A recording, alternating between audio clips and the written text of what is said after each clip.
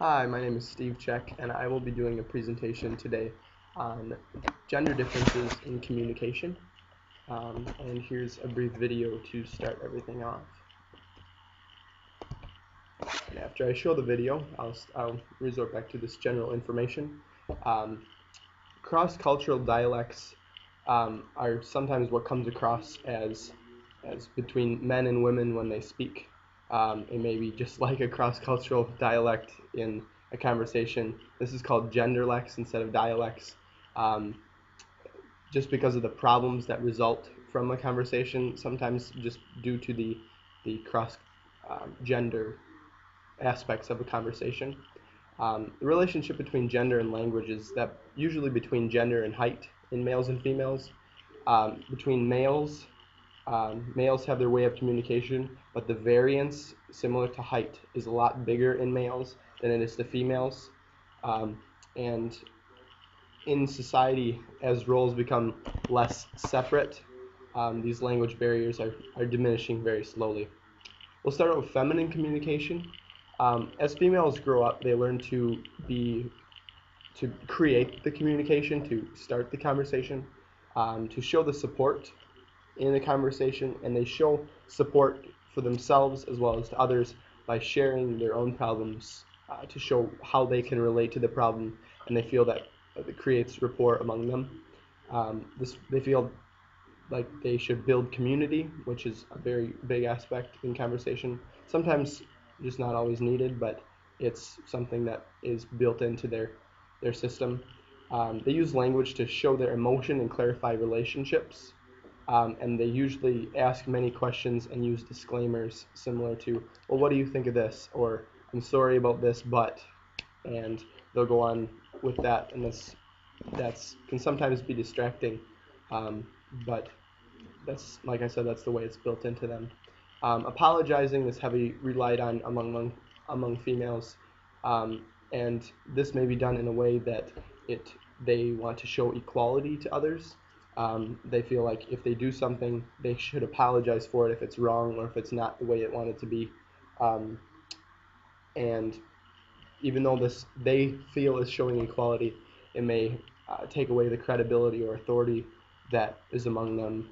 Just that's once again just the cross-cultural trouble between communication. And men who use this feminine speech aspects that I've listed off may seem more self-conscious and not really what is expected among men. Women are taught to ask questions to get conversations started, and if women interrupt the conversation, it is usually to support or affirm the topic or the presenter, not to challenge or threaten that presenter, which is very similar to what a male interruption would be based around. And let's move on to the male side of things, which you'll learn a little bit more about the interrupting thing in a little bit. Speech is based less on feelings and relationships and more on knowledge, facts, information, and competence. Males use language to claim attention to themselves, establish a status that they want to be at, and to show independence for themselves. They usually make statements that have two things: the tangible result and the visible reward right next to each other, very similar to the example I have listed here. Email that message to Mr. Johnson. The tangible result is the email being sent, and the visible reward will be when that is done. You know exactly what you need to do, down to the point, done. And men usually choose to offer advice rather than to show sympathy, similar to a funeral, where women are more likely to console the family. I'm sorry for your loss. Men are usually to choose to offer advice.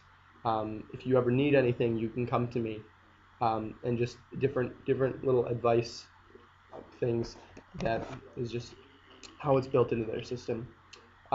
They choose masculine communication. They choose to speak directly and not really in the form of questions, kind of like what I was talking about before with females asking questions to get to the point. Males will choose to speak directly and get to the point regardless of what that means for them. And they will, if they interrupt a conversation, it is usually to gain control of the conversation they feel like the control is slipping away from them, so they need to interrupt or get their point in or something like that, which is also can be very distracting sometimes. A very good communication example comes from this. I found when a woman expresses her trouble or has trouble and wants to express it, she is expecting that others um, will come to her and will having experienced the same problems to console her and kind of relate to her in a way to help her out. Similar to I'm having trouble with the Garcia case. She's expecting to come to people or for people to come to her with different ways of relating to that to help her out. Where a man might come up to her and respond, well, here's a way you could handle this. He feels as if this is the right way to handle it and he's not doing anything wrong, but she may feel as he's doing this to try to one up her. And even though the man considers himself very helpful if this works, um, this can cause many problems among um, just between communication in gender. And that's my presentation today. Thank you very much.